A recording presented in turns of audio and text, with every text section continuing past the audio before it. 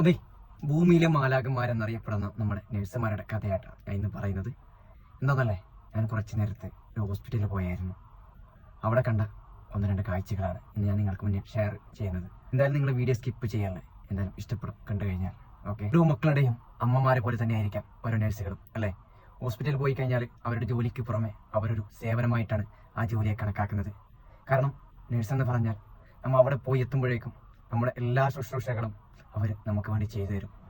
അവർ ഒന്നും ആഗ്രഹിച്ചുകൊണ്ടായിരിക്കത്തില്ല അവർ ചെയ്യുന്നതൊന്നും. 2018 എന്ന ഒരു വർഷം നമുക്ക് എല്ലാവർക്കും ഓർമ്മ ഉണ്ടാവില്ലേ. കൊറോണ അത്രയ്ക്ക് മൂർച്ഛിച്ച് നിൽക്കുന്ന ഒരു വർഷം. ആ ഒരു സമയത്ത് ഒരു നഴ്സിന്റെ ഒരു കത്ത് നമ്മളൊക്കെ വായിച്ചിട്ടുണ്ടാവും. ചില സമയങ്ങളിൽ അവരുടെ ജീവൻ പണയം വെച്ചിട്ടായിരിക്കണം അവർ ജോലി ചെയ്യുന്നതും. 2018 എന്ന വർഷം നിങ്ങൾക്ക് ഓർമ്മയുണ്ടെങ്കിൽ ഞാനൊന്ന് പറഞ്ഞോട്ടെ. കൊറോണ എന്ന മഹാമാരിയെ തോൽപ്പിച്ച ഒരു നഴ്സ് കത്തെഴുതി അവസാനം മരണത്തിന് കീഴടങ്ങി. അദ്ദേഹം മരിക്കുന്നതിന് തൊട്ട് മുമ്പ് വരെ ജോലിയിൽ മുഴുകിയിരിക്കുകയായിരുന്നു. കുറച്ചു നേരത്തെ ഹോസ്പിറ്റലിൽ പോയി എന്ന് പറഞ്ഞില്ലേ, ആ കാര്യം ഇതാണ്. ഒരു വയ്യാതെ കിടക്കുന്ന ഒരു നഴ്സ്, പ്രഗ്നൻ്റായി ഏകദേശം 6-7 മാസം കഴിഞ്ഞു നിൽക്കുന്ന ഒരു നഴ്സായിരുന്നു.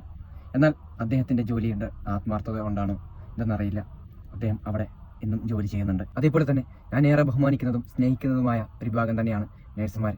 എന്നാൽ എന്നെപ്പോലെ നിങ്ങൾ സ്നേഹിക്കുന്നുണ്ടെങ്കിൽ എന്തായാലും മാക്സിമം ഈ വീഡിയോ ഒന്ന് ഷെയർ ചെയ്ത് കൊടുക്കണേ. അപ്പോൾ ഓക്കെ, ബൈ.